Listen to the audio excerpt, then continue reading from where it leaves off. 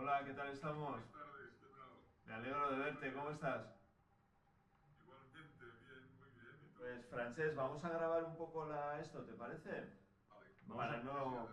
Sí, vamos a hacer una prueba de grabación.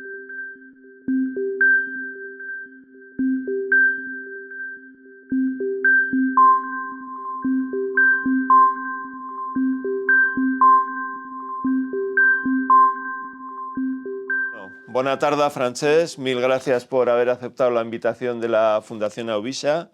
Lo primero que quería era presentarte. Francesc Torralba, filósofo, teólogo, doctor en filosofía por la Universidad de Barcelona y por teología en la Facultad de Teología de Cataluña. Actualmente eres catedrático de la Universidad Ramon Llull, bueno, escritor, participas en muchos comités de ética, articulista. Bueno, yo lo primero que te quería dar es las gracias por participar en esta conferencia. Y el motivo de, bueno, en esta entrevista, el motivo principal que estamos trabajando, y es el objetivo un poco de esta conversación, tiene que ver con la necesidad que estamos percibiendo de cambiar un poco los paradigmas y el enfoque que tiene la vejez, ¿no? Hasta ahora hemos estado, ¿no? En el 2002 empieza el paradigma del envejecimiento activo, las políticas que tienen que ver con el envejecimiento activo, que ofrecían seguridad, participación a las personas y que han tenido pues un éxito muy relevante. Pero en este momento, cuando la longevidad se extiende en el tiempo, cuando ese ciclo del final de la vida pues a veces dura 20, 25 o 30 años, creemos que deberíamos un poco de salir de la actividad y pasar del hacer, vamos a decir, hacia el ser o hacia otros paradigmas que tuvieran en cuenta pues el sentido, el significado, la plenitud, etcétera. Leí en un libro tuyo hace un tiempo que subrayabas, ¿no? Que no solo las personas mayores son sujetos de necesidades, sino también de potencialidades, ¿no? Y tú esto lo ves así, citabas a Levinas, citabas a Kierkegaard, citabas a Zubiri. ¿Somos seres, cuando llegamos a la vejez, solo seres de necesidades o también somos sujetos de potencialidades, Francesc? Bueno, pues, a ver, en primer lugar, gracias. La verdad es que es un placer conversar contigo y más sobre estos temas que conoces tan bien. Yo aquí soy más bien un amateur, un aficionado, porque es un tema que reflexiono colateralmente, pero que forma parte del campo de la antropología filosófica, ¿no? O sea, la antropología trata la condición humana no es pétrea, sino que experimenta distintos momentos, etapas, fases. Y claro, la etapa de la ancianidad o de la vejez, pues nos interesa como antropólogos y sobre todo ver cómo se va modificando, cambiando, alterando el mismo concepto de ancianidad en pocos años. Entonces, para mí es una constante. Todo ser humano, ya sea niño, ya sea adolescente, ya sea joven, adulto o anciano, es una síntesis de posibilidades y necesidades. Tenemos necesidades de múltiple tipo y además cada ser humano tiene las suyas y van variando a lo largo de la vida, pero también hay posibilidades. Posibilidades de desarrollo, posibilidades de crecimiento, posibilidades de aprendizaje, posibilidades de desarrollar ámbitos y actividades que nunca hemos desarrollado con anterioridad. Entonces, la etapa de la ancianidad o de la vejez es una etapa en la que realmente aparecen necesidades que no estaban, fruto de la situación del cuerpo, fruto de la fatiga, fruto incluso de algunas patologías asociadas, pero también es un ámbito para desarrollar posibilidades latentes que uno quizá no ha podido desarrollar durante su vida laboral, durante su tarea como padre o madre o durante su actividad como joven, ¿no? Y para mí la clave es esa, que en esta etapa última, porque después de la vejez no viene otra vez la infancia, ni la adolescencia, ni la juventud, sino que es el final de etapa, final de trayecto, pues es la gran ocasión, la gran oportunidad para desarrollar posibilidades que estaban ahí latentes y que nunca, por razones X, no se pudieron desarrollar, ¿no? Y a veces solo vemos la vejez o la ancianidad como un receptáculo de necesidades que hay que cubrir y que hay que paliar y que son costosas, y eso es un modo de contemplar la ancianidad. Pero hay ese otro modo. ¿Qué posibilidades hay en esa mente, en ese cuerpo, en esa situación vital en que los hijos ya han volado generalmente y se presenta una etapa que además se dilata en el tiempo, que a pesar de que no es indefinida, sí que es mucho más dilatada por lo general en nuestras sociedades. Por lo tanto, sí, la vejez es un ámbito de necesidades y de posibilidades también. ¿Y puede existir siendo seres fragmentarios, vulnerables, frágiles? Tú has escrito mucho al respecto. ¿Es posible una vida plena, no solo en la vejez, sino por el hecho de ser personas, de ser vulnerables o frágiles? ¿Tú crees que es posible la vida plena o en general? A ver, siempre tendríamos que definirlo, ¿no? Esta es una palabra que afortunadamente es mucho más virgen que palabra feliz o la palabra bienestar, ¿no? Por eso a mí me gusta recuperarla, plenitud, vida plena, porque las otras están muy gastadas, incluso muy maltratadas y a veces da pie a muchos equívocos. Vida plena, para mí de entrada no es lo mismo que una vida ocupada, ¿no? Puede tener la vida muy ocupada, como la agenda imposible, pero eso no significa que tenga plenitud de sentido, ¿no? Para mí plena significa que tiene sentido para la persona que la está viviendo. Y eso para mí es plena, ¿no? Cuando hablamos de plenitud, no estamos hablando de confort, no estamos hablando de bienestar material, no estamos hablando de una situación estable a nivel social, sino de una vida que la persona que la vive comprende que tiene sentido, que tiene valor, que tiene un significado, ¿no? Claro, no cabe duda de que cuando hay mucha fragilidad o mucha vulnerabilidad, eso reduce el campo de posibilidades de una persona. Pues, por ejemplo, una persona que esté sentada en una silla porque tiene una verdadera dificultad en su movilidad, hay una serie de posibilidades que se escapan a su horizonte, ¿no? Pero se abren otras, ¿no? Esta señora no puede jugar al baloncesto, pero puede leer, puede escuchar música, puede pintar, puede escribir, puede explicar su historia a alguien que está interesado, puede realizar una carrera académica, puede participar de foros y de conversaciones. Por lo tanto, yo creo que sí, que incluso en situaciones de fragilidad o de vulnerabilidad se abre la posibilidad de vivir una vida con sentido. Lo que pasa que es básico el conocimiento de las propias circunstancias. Lo que es, en definitiva, muy frustrante es plantearse horizontes, plantearse proyectos de vida, plantearse posibilidades que no están vinculadas a tu ser real, ¿no? Y eso genera frustración, eso genera amargura y genera un malestar emocional terrible en la persona, ¿no? Pero si uno es capaz de ver cuál es su campo de necesidades, su campo de posibilidades, y construye un proyecto de vida, construye un horizonte vinculado a su ser, claro que puede vivir una vida plena.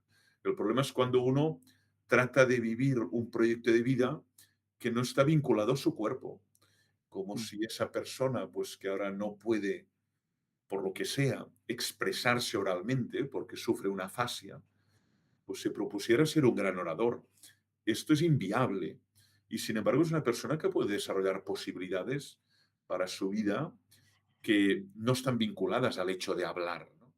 Por lo tanto, yo creo que sí, que uno es capaz de proyectar, de construir en contextos de fragilidad y en situaciones de vulnerabilidad, pero si es capaz de aclimatarse a lo que realmente es su ser ahora y no a lo que fue, porque entonces se cae en una nostalgia, en una melancolía.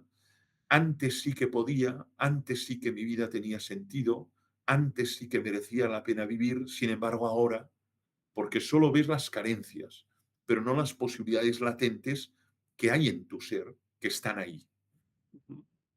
Francesc, y si tú tuvieras que decir cuáles son las claves, ¿no? Es decir, imaginemos, a un mecánico, a un tornero, a un administrativo ¿sabes?, de una empresa, tuvieras que decir cuáles son las claves de una vida plena, es decir, ¿son las relaciones, no son las relaciones? ¿Sabéis cuáles son esas dimensiones? O como dice, ¿no?, como decía Víctor Frank, ¿no?, esas fuentes de sentido, ¿a ti cuáles te parecen esenciales? ¿Cuáles son las claves o cuáles serían de esa vida plena? ¿Sabes? En términos generales. En efecto, afortunadamente sobre eso sí que muchos filósofos y psicoterapeutas existenciales y, por supuesto, también teólogos y vaya, escritores e intelectuales relevantes se han manifestado sobre esta cuestión, ¿no? Víctor Frankl o Rollo May, Irving Yalom, Maslow, ¿no? Hay una urdimbre, ¿no? Una constelación de autores que nos ayudan a clarificarlo. Pero más allá de la literatura está la experiencia personal, ¿no? Y está la experiencia del diálogo con personas que a nuestro alrededor podemos calificar de personas que viven una vida plena y que además la irradian, porque la vida plena se irradia, ¿no? Como también la vida amargada, ¿no? Y la vida triste, y la vida apocada. Irradiamos lo que tenemos dentro. Y cuando una persona pues vive una vida plena, la expande, de algún modo la irradia a través de los poros, a través de su lenguaje verbal y no verbal. Y eso lo vemos en muchas personas, jóvenes y ancianas y adultas, pero también vemos lo contrario, ¿eh? También vemos irradiar pues amargura, pena, tristeza, incluso voluntades de autodestrucción por no aceptar la situación en la que uno está o se ha encontrado, ¿no?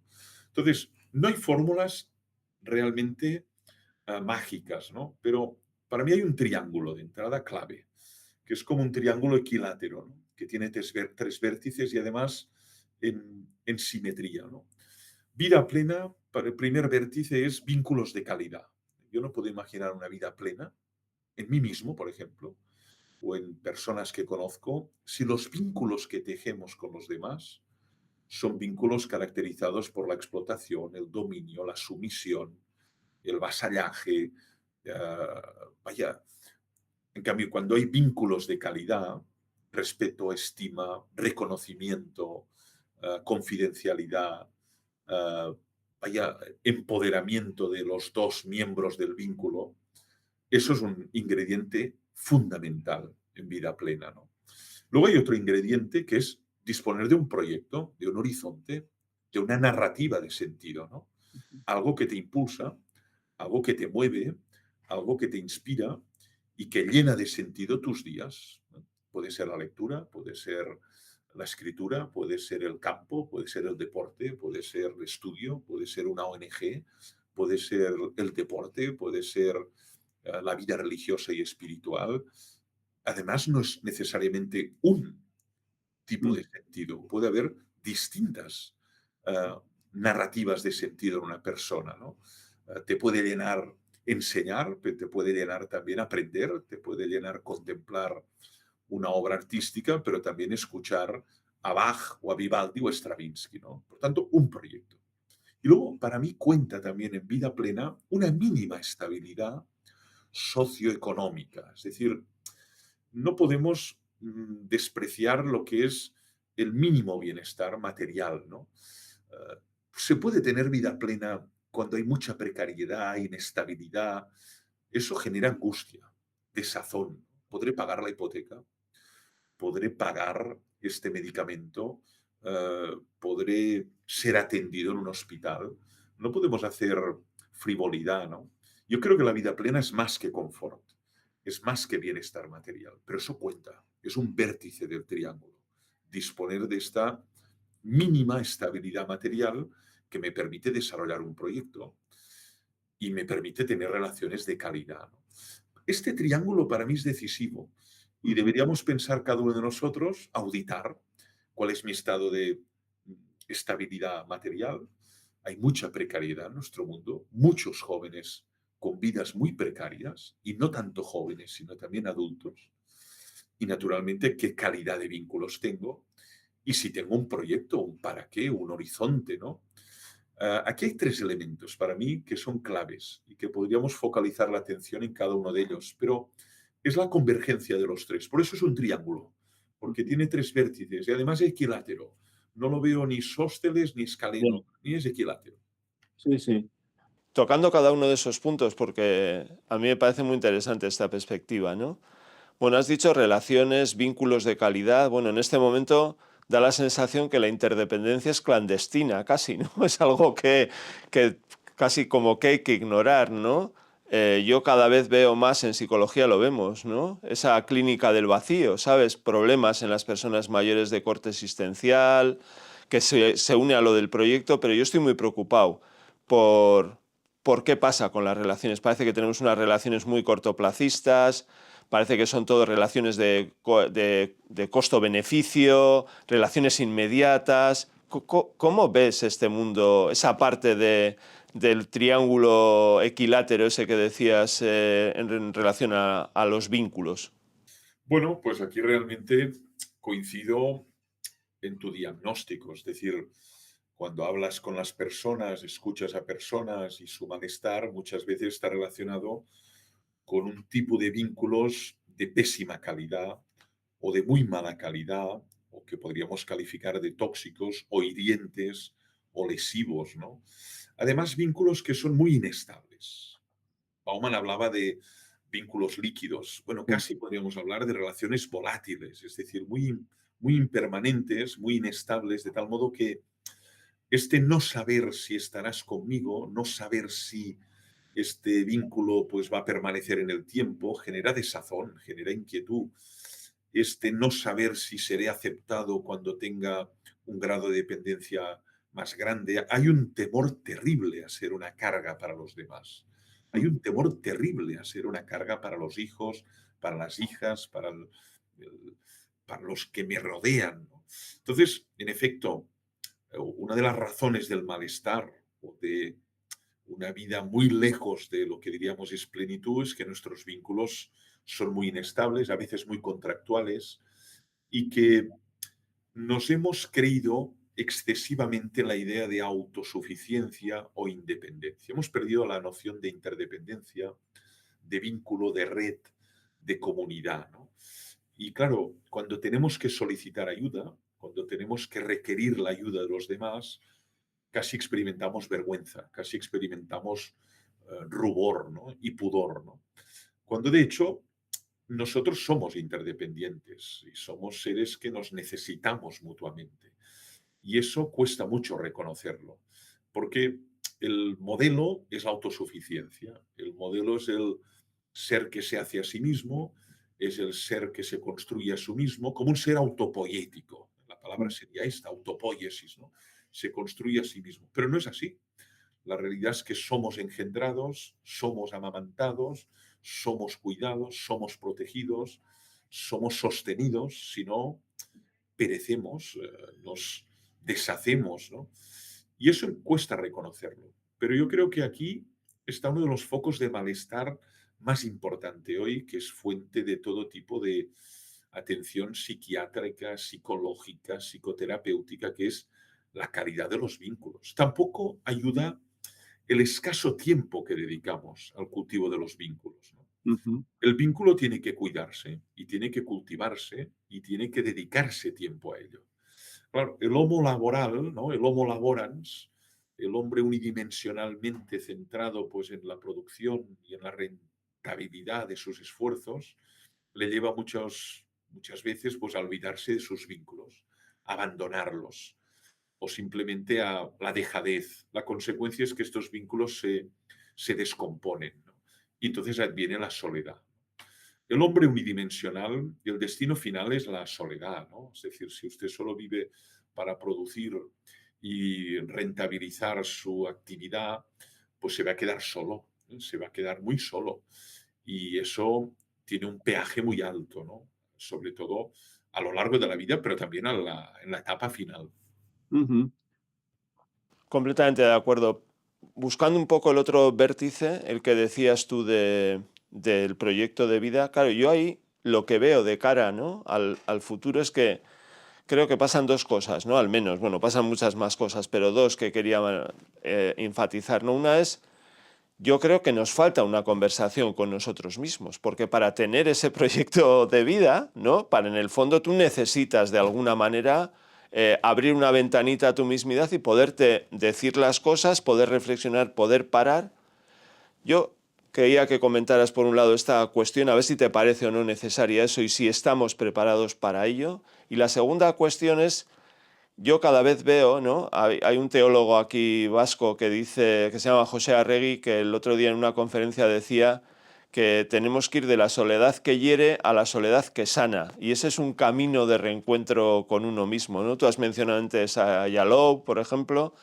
¿Cómo ves esto de la necesidad espiritual, que yo creo que cada vez es más relevante, ¿no? De alguna manera, esa conversación con uno mismo por un lado y por otro lado la necesidad de ese proyecto, de ese trascender, de ese legado, de ese encuentro con uno mismo. ¿Cómo ves ambas cosas, Francesc? Pues, a ver, hay una afirmación de un filósofo muy conocido del siglo XIX, que además es un filósofo eh, profundamente ateo, que es Ludwig Feuerbach, que dice, la diferencia entre el hombre y el animal es que el hombre tiene vida interior. Inneres Leben, dice, es capaz de una vida interior y no solo de resolver pues, necesidades y de responder a estímulos externos, frío, calor, miedo, sino que es capaz de vida interior. Eso lo dice un filósofo ateo, ¿no? Por lo tanto, la vida interior no es patrimonio de esos que se ubican en el plano de la fe o de la religión. Es una posibilidad humana y es una potencia de todo ser humano, que él la define justamente como tú decías. ¿Y qué es vida interior? Dice, es dialogar con uno mismo. Es esta conversación con uno mismo. Él dice que es la relación con uno mismo. Por lo tanto, es una especie de conversación íntima, secreta, callada, valga la redundancia, en la que uno vaya explorando, digamos, su yo, su mismidad y clarificando qué es para esa persona lo significativo, lo relevante, lo valioso. Máxime cuando te queda poco tiempo.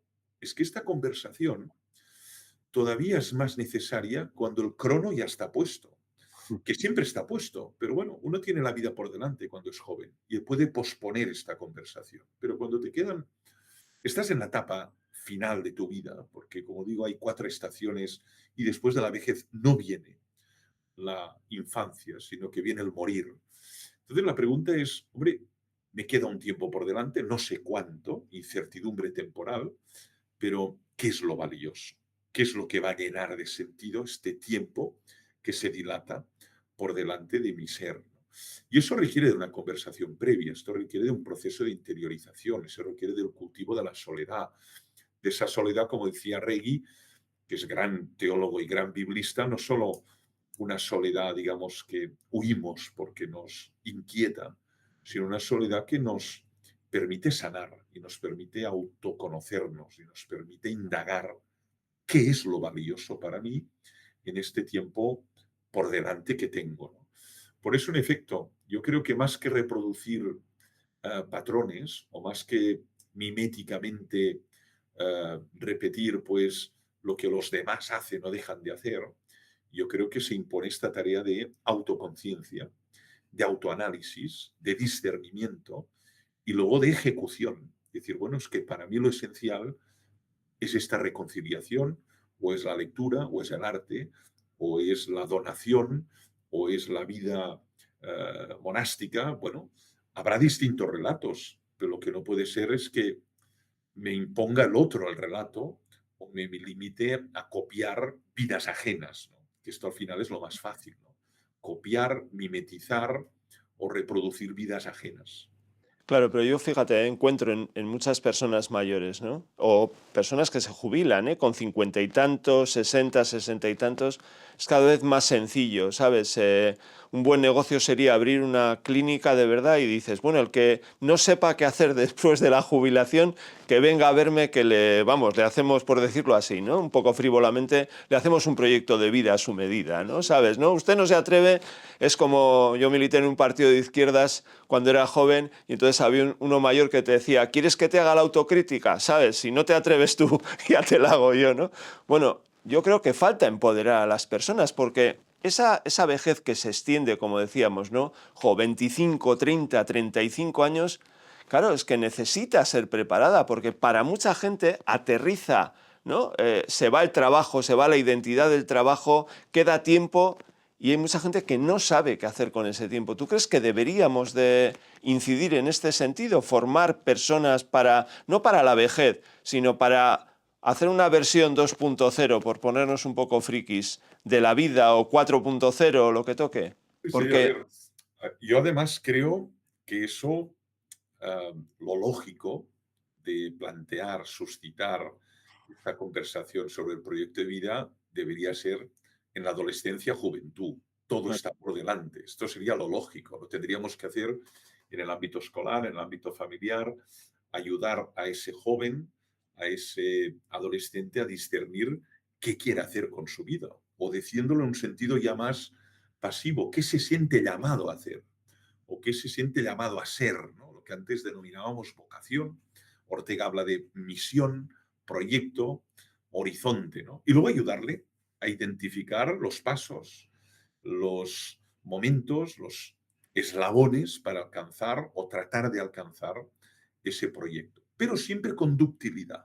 Yo lo digo, es decir, el proyecto, ya sea en la ancianidad, ya sea en la juventud, tenemos que plantearlo en contextos como los que vivimos con un gran espíritu de flexibilidad y ductilidad. ¿Por qué?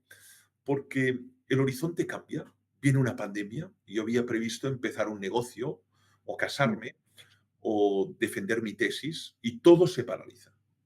Entonces, la rigidez también convierte ese proyecto en una esclavitud y al final amarga a esa persona, ¿no? Por lo tanto, uno tiene que tener un horizonte.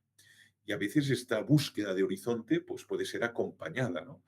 Por un terapeuta, por un coach, por un amigo, por una conversación con un sacerdote. Aquí habrá distintos actores posibles, ¿no? Pero en cualquier caso puede ayudar a discernir. Hombre, pues ahora se abre un horizonte, has acabado el mundo laboral, has acabado tu etapa, pero la agenda está lisa, ¿no? Y hay un terror a la vacuidad y a las páginas en blanco, ¿no? Ahora tendré que pensar qué voy a hacer con ese tiempo, si me voy a cultivar a hacer más cosas o a ser o a desarrollar mi capacidad musical o mi sensibilidad artística o a comprometerme muy intensamente con una ONG, con un sindicato, con una comunidad religiosa, ¿no? Pero deberá ser un acto libre, ¿no? Y luego a veces hay lo que hay y es una moral de renuncia, bueno, total, para lo que viene, o a veces incluso hay circunstancias familiares que censuran ese proyecto de vida. Y a veces nosotros convertimos a esos mayores en esclavos de nuestros intereses o en figuras subsidiarias para tratar de resolver nuestro caos diario, ¿no? La abuela a las 5 con el bocadillo, cada día del año, de lunes a viernes, 9 meses, ¿no? Dices, ojo, ese no era su proyecto de vida. Eso no es lo que ella aspiraba a hacer a sus 80 años, ¿no? Pero como hay tanta precariedad en la organización de la vida familiar, pues muchas veces hay una coacción implícita, una coacción intrafamiliar implícita que lleva a esa persona a dimitir de su proyecto de vida y a resolver como un bombero ese incendio que cada día hay en esa casa. sí, sí, efectivamente. De todas formas, antes, completamente de acuerdo, pero en el triángulo que dibujabas había el de las condiciones, digamos, de vida, ¿no? Por decirlo así, las condiciones económicas, las condiciones sociales. Claro, a mí se me, acogiendo ese vértice, ¿es posible vidas plenas individuales, porque lo estábamos analizando desde ahí, ¿no? En sociedades fracturadas, porque claro, esta es otra cuestión relevante, ¿no? Si la vida plena lo mira solo desde el punto de vista individual, o necesitamos, ¿sabes?, una especie de espejo, ¿no?, o de reflejo en sociedades cohesionadas, porque si no, esa, ¿no?, tal como tú planteas la vida plena, esto sería muy, muy complicado, ¿no? Claro, por eso para mí un vértice del triángulo es la estabilidad material, social, económica. Es decir, pensemos en Ucrania, ¿no? Mm. Bueno, si estás en una ciudad donde pueden caer torpedos y que caiga tu edificio, que caiga tu escuela, que caiga tu empresa, pasas hambre, pasas sed, no hay hospitales cerca, puede morir tu hijo que está en el frente, ¿cómo vamos a hablar de vida plena, no? Por lo tanto, a más inestabilidad, sea por motivos de guerra, de refugiados climáticos, de pandemias, no cabe duda de que falta un vértice. Y hoy vivimos en contextos donde esta inestabilidad es, casi diría, un dato muy propio de Mm. nuestro tiempo, ¿no? Por lo tanto, ya no depende solo de nuestro quehacer, de nuestra voluntad, de nuestra actitud, ¿no? Bueno, es lo que decía, ¿no? En situaciones de gran precariedad, que uno tiene 36 años, pues para desarrollar su proyecto de vida, que es emanciparse, qué sé yo, unirse con una persona, empezar un proyecto de vida familiar, pues tiene allí una dificultad enorme, aunque tiene claro el proyecto y aunque tenga un vínculo de calidad, pero le falta este vértice.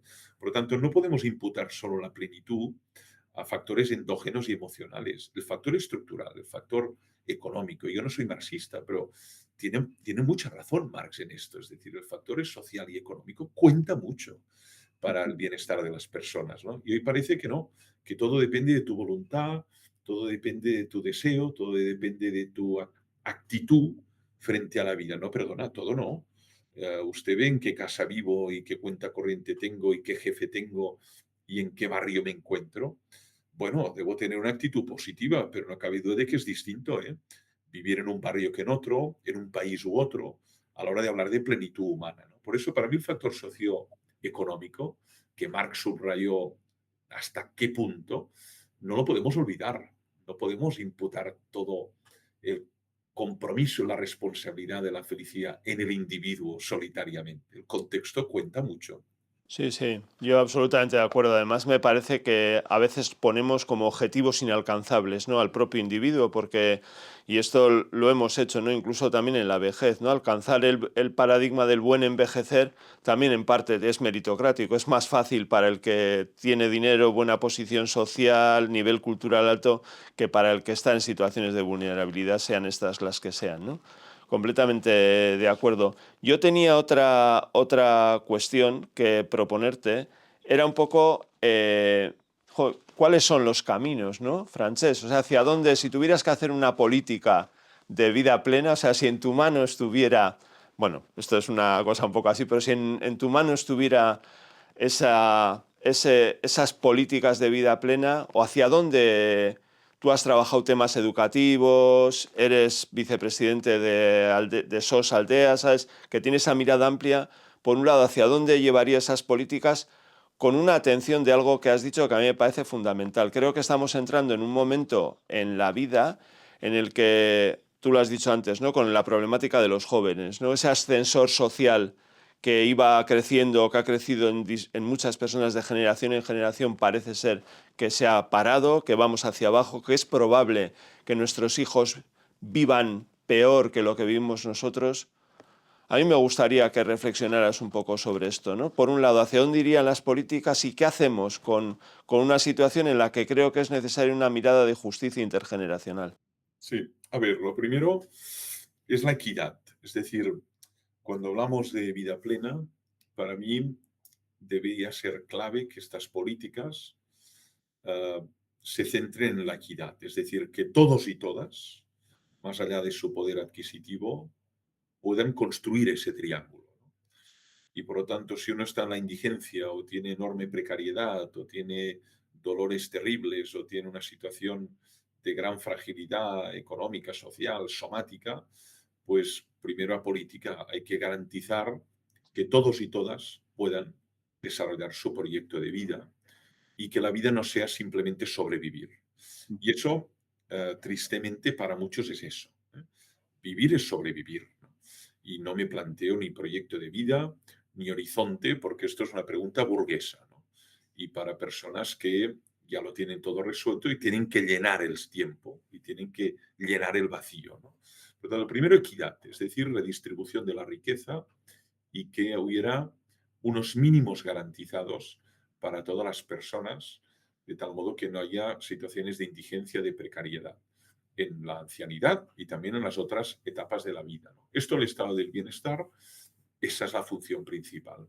¿Está en una situación crítica? Sí. ¿Cómo lo vamos a costear? No lo sabemos, pero comparado con estados ultraliberales o con otras áreas del mundo, pues en efecto hay mucha menos desigualdad de oportunidades que en estas áreas, a pesar de que la equidad sigue siendo un horizonte difícil de conseguir y de garantizar, ¿no? Luego, ¿qué? Bueno, luego deben ser políticas que respeten la autonomía, la autodeterminación, la libertad de la persona, ¿no? Siempre y cuando esta libertad no cause o genere malos daños o deterioro en los demás, ¿no? Por lo tanto, equidad, sí, egalité, pero también liberté, ¿no? Que cada uno pueda desarrollar ese proyecto. Estoy viendo que en algunos centros geriátricos y en algunos centros de atención a personas mayores hay mucha coerción de esta libertad, pero por parte de la familia incluso, más que del profesional, una especie de paternalismo intrafamiliar del hijo, de la hija, de la nuera con respecto a la persona anciana que reside allí, ¿no? Tú tienes que hacer esto, debes hacer eso no lo puedes hacer, de tal modo que esto vulnera la autonomía, la capacidad de autodeterminarse, ¿no? Si quiere empezar una relación afectiva, si quiere casarse con otra persona, si desea vivir en un espacio que no sea residencial, asumiendo los riesgos, si quiere entrar y salir con el riesgo de caídas que hay, ¿no? Observo que en ocasiones hay una cultura de la vigilancia, del control, además con la complicidad de las tecnologías, y ya estamos encontrando con atención domiciliaria domicilios que están repletos de sensores y de cámaras, ¿no? Para que el hijo sepa desde el... El gran hermano ese que nos vigila casi casi. Y eso vulnera la intimidad, pero es que además el profesional que va a atender a esa persona no tiene por qué ser observado con un panóptico por parte del hijo o de la hija, ¿no? Ya nos estamos encontrando con estos debates éticos en atención domiciliaria, ¿no? Entonces, equidad y libertad. Para mí estos son los dos principios básicos, ¿no? Y luego políticas que favorezcan vínculos de calidad, es decir, cómo generamos espacios de cohesión donde las personas mayores se puedan encontrar y generar vínculos. El deporte puede ser un ámbito, la lectura puede ser otro, la música puede ser otro, el voluntariado, uh, compartir una fe, pues es un lugar de encuentro donde personas que comparten una fe, en una comunidad religiosa, pues se encuentran, dialogan, rezan, meditan y además muchas veces nacen amistades de aquí y también, por lo tanto, ayuda mutua en situaciones de fragilidad. Tenemos que cohesionar frente a la fragmentación y a la atomización que genera esta soledad no buscada. Yo creo que hay que tender a políticas que generen pretextos para unirse, pretextos para encontrarse, ¿no? Un centro municipal de deporte es un pretexto, pero también lo es un centro de día, también lo es una biblioteca, también lo es un ateneo donde hay tertulias literarias, también lo es un espacio como puede ser un concierto, ¿no? Tenemos que generar estos espacios donde las personas no vivan atomizadas o fragmentadas, porque esto genera en muchos casos todo tipo de patologías, ideaciones suicidas, dejadez, abandono, atrofia mental y atrofia muscular, ¿no? Por tanto, tres, equidad, libertad y cohesión. Para mí estas tres palabras son claves en políticas de cómo enfrentarse a esta ancianidad tan dilatada que vamos a ver en los próximos 10, 20 y 30 años en España particularmente. Particularmente. De todas formas, fíjate, hace poco recibí un informe, ¿no?, con esto de las elecciones estas que acabamos de tener el domingo pasado en España, de las elecciones municipales. Recibí un informe de una importante asociación de personas mayores que decía algo así. La introducción era, más o menos, somos el 20 y algo % de la población, los mayores de 65. En el 2030 seremos el 25% de la población, en el 2040 seremos el 30%, lo que sea, y decía, seguidamente decía, somos actualmente el veintitantos % de los votos, en el 2030 seremos el no sé cuánto tiempo del tanto por ciento de los votos, en el 2040 el 48% creo que decían, ¿no? Entonces, claro, la cuestión es que luego ibas a las reivindicaciones que podían ser muy legítimas de todos ellos, pero no aparecía para nada que no fuera relacionado con ellos mismos, ¿sabes? Nada que tuviera que ver con lo intergeneracional, con el legado, con el... Joder, Francesc, a veces tengo la sensación de que entramos en un periodo en el que ¿no? En un periodo también complicado en ese sentido, ¿no? Reivindicaban, por ejemplo, una especie de dadismo convergente o de dadismo, bueno, que era que como soy mayor me tienes que respetar, ninguna cosa para los otros. Yo estoy preocupado con esto, ¿sabes? Porque la plenitud de las sociedades también tiene que ver con esto. No sé cómo lo ves tú, esta situación que en la que estamos entrando. Bueno, hablamos de polarización política, podría haber una polarización intergeneracional. Es decir, si eh, todo tiende a este horizonte de solo defender los intereses de mi situación o de nuestra situación, entonces hay un amurallamiento y hay una pérdida del contacto con la otra generación, sus deseos, sus anhelos legítimos, sus carencias, sus necesidades, ¿no? Es decir, tendríamos que construir un pacto intergeneracional y tendríamos que subrayar el valor que tiene la comunidad intergeneracional, ¿no? Tanto para jóvenes como para ancianos, ¿no? Para ambos. Es desde los dos puntos de vista, es una ocasión para crecer, ¿no? Sin embargo, muchas veces se plantea de una manera tribal, endogámica, sectaria, y se defienden los intereses de mi grupo o de nuestro grupo, e incluso constituyéndose en un lobby político o en un lobby mediático, ¿no? Y a veces es necesario eso. Pensemos en la brecha digital. Ha sido necesario para mostrar que determinadas formas de digitalizar ha generado marginados digitales que no se pueden manejar, no saben cómo utilizar y por tanto quedan fuera del sistema, como desconectados, ¿no? Y si no hay un lobby que lo recuerde, pues uno tiende simplemente a proyectar sus esquemas de vida en el otro, pero el otro tiene otro ritmo, tiene otro tiempo. Esto pasa también con personas con dificultad de movilidad, ¿no? Si no hay un lobby que dice, oye, las ciudades están llenas de barreras y es importante hacer rampas y ascensores, pues si no hay ese lobby que lo recuerda, pues uno proyecta lo que a él le va bien a los demás, ¿no? Por eso es importante que haya ese diálogo intergeneracional. O sea, el joven tiene que entender las necesidades de la situación del anciano y al revés. Ahí hay muchos jóvenes precarios, con unas situaciones salariales muy precarias que no pueden para nada emanciparse, ¿no? Y en cambio hay pensionistas ganado a pulso y naturalmente no ha sido ningún regalo, pero que tienen pensiones muy amplias y además ya hace mucho tiempo pagado el piso, la vivienda, ¿no? Aquí puede haber un conflicto intergeneracional muy serio, ¿eh? Sí, yo lo veo. Yo estoy además muy preocupado por esa situación, porque creo que en parte lo del invierno demográfico, el reto demográfico, la España vacía, todas estas cosas de las que se habla, en parte tiene que ver con la imposibilidad percibida por muchos jóvenes de poder llevar adelante su proyecto de vida, Francés. No se va a arreglar eso con 200 euros al mes durante 3 años, sino que está cambiando. Yo creo que necesitan esa, ¿no?, esa seguridad que tú antes mencionabas, ¿no? Tenemos... Si falla el proyecto, te queda única opción el carpe diem desesperado, ¿no? Vivo el presente, trato de huir del trabajo porque es un asco, espero el viernes como el gran día de la liberación, trato de consumir alcohol y estupefacientes para olvidarme del asco de vida que tengo y el lunes tristemente tengo que volver a la realidad en un trabajo que no me gusta, con un jefe que no me gusta y además en una habitación que tampoco me gusta, ¿no? Esto es una vida frustrante, esto es una vida desgraciada, ¿no? Entonces eso tenemos que tenerlo muy presente, de jóvenes sobradamente preparados, jóvenes que han hecho todo el guión que estaba planteado para ellos y el ascensor se ha atascado y tienen 35, 36, 38, 40 años y el ascensor está atascado, ¿no? Y eso, naturalmente, que genera una situación de gran problema, ¿no? Si además comparativamente lo comparas con bueno, las pensiones o la situación de comodidad que tienen algunos en lo que denominamos la ancianidad, aquí se puede generar un verdadero conflicto intergeneracional de que eso que tú tienes debería ser para mí, etcétera.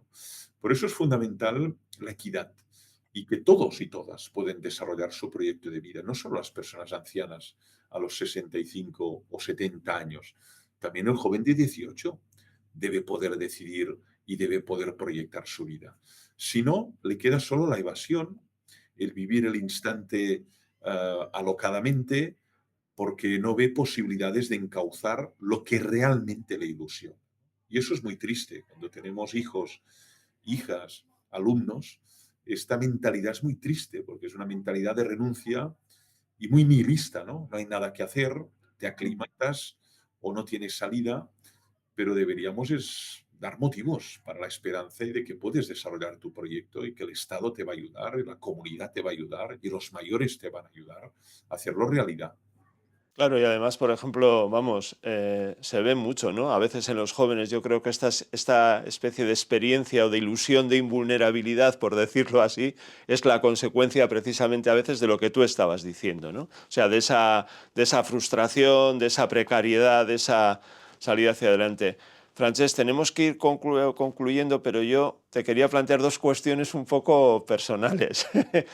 Eh, eh, Decía Pascal Bruck, el filósofo francés, que la longevidad de alguna manera cambia nuestra relación con la existencia. En su libro Filosofía de la longevidad. Ahora que vamos cumpliendo unos años, ¿tú crees que esa aseveración es cierta? ¿Tú la notas en ti? Eh, Por supuesto que la noto. Además, Pascal no llegó a la ancianidad, solo vivió 39 años, ¿eh? Un genio matemático, teólogo, filósofo, el autor de los pensamientos, 39 años. ¿Eh? Kierkegaard 42, o sea que a veces no se llega a la ancianidad, pero se dicen cosas muy sensatas, ¿no? Yo sí que noto, por ejemplo, el orden de prioridades, ¿no? Ujú. Yo ahora priorizo mucho más, discierno mucho más y de algún modo me atrevo más a decir no a propuestas que no me interesan o propuestas que están muy desviadas de lo que realmente me llena que cuando tenía pues 35 o 40 años, ¿no? Y observo que esto es una tendencia muy habitual en personas que van madurando a lo largo de la vida, ¿no? Esta capacidad de priorizar, de discernir y de, bueno, de realmente aceptar aquello que crees que aporta y que crees que es significativo. sí.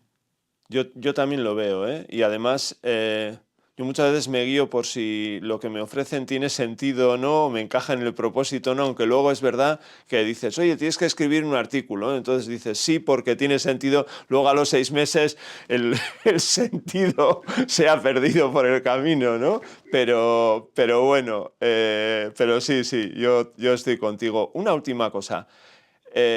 Te oí decir una vez en una conferencia del Club de Roma que vi por YouTube que cada vez eras más, bueno, que te preguntabas a ti mismo si enterarte tanto de la vida, pensar en la vida plena, en el sentido, en que a veces era una especie de carga, ¿no? Y que a veces era mejor, no sé si, bueno, lo dijiste un poco, yo creo que provocándole a la persona con la que estabas hablando, creo que era Joan Carles Melick, si no me equivoco, pero yo creo que le intentabas provocar, ¿no? Pero claro, a mí se me quedó eso lo apunté, ¿no? En mi cuaderno, la idea de es bueno enterarse de todo, es mejor pasar por la vida a veces, ¿no? Con un poquito más de, ¿sabes? No sé, de rapidez o de sin tanta hondura, ¿no? Por decirlo así. ¿Cómo lo ves esto? Porque hay una patología también ahí en darle tantas vueltas a las cosas, ¿no? No. Aquí para mí la máxima que funciona es una máxima estoica que yo no cumplo, pero que es una máxima que quizás es un buen colofón a este diálogo que hemos tenido, que es de nada en exceso, de nada. Tampoco de reflexión, tampoco de deporte, tampoco de sexo, tampoco de... Yo no la cumplo, ¿eh? Si no, no habría publicado tantos libros ni daría tantas vueltas a los temas, ¿no? Pero es una buena fórmula, ¿no? Es una buena máxima, ¿no? Entonces, claro, si uno constantemente está problematizando si su vida tiene sentido o no tiene sentido, tipo un amuno, ¿no? Esto lleva a una forma de congoja existencial, ¿no? De hecho, es verdad, ¿no? Hay el exceso de reflexión y hay el déficit. El déficit. Y siempre está la cuestión en el equilibrio, que es el punto virtuoso, ¿no? Y bueno, tienes que reflexionar, pero llega un momento que tienes que actuar y tienes que dejar atrás este, este boomerang del pensamiento, ese funcionar, digamos, circularmente y de algún modo claustrofóbicamente, ¿no? Y eso es una tendencia en el filósofo, ¿no? Pero la tendencia más general es la irreflexión, es actuar miméticamente, es no pensar en lo que voy a hacer, es no pensar en qué tiene sentido, es simplemente por responder a estímulos, ¿no? Por eso es bueno que alguno nos lo haga presente, pero el exceso no es buena compañía. La ibris es la desmesura, decían los griegos. En cambio, de todo en su momento adecuado, o cada cosa en su sitio, o de nada en exceso. Sería la máxima básica también aquí. Tampoco tanta reflexión, en efecto. Muy bien, el equilibrio virtuoso. Ahí estamos. Muy bien, Francesc, pues oye, 1.000 millones de gracias por tu tiempo. Un fuerte abrazo y seguro que te va estupendo. Gracias, un abrazo y hasta la próxima.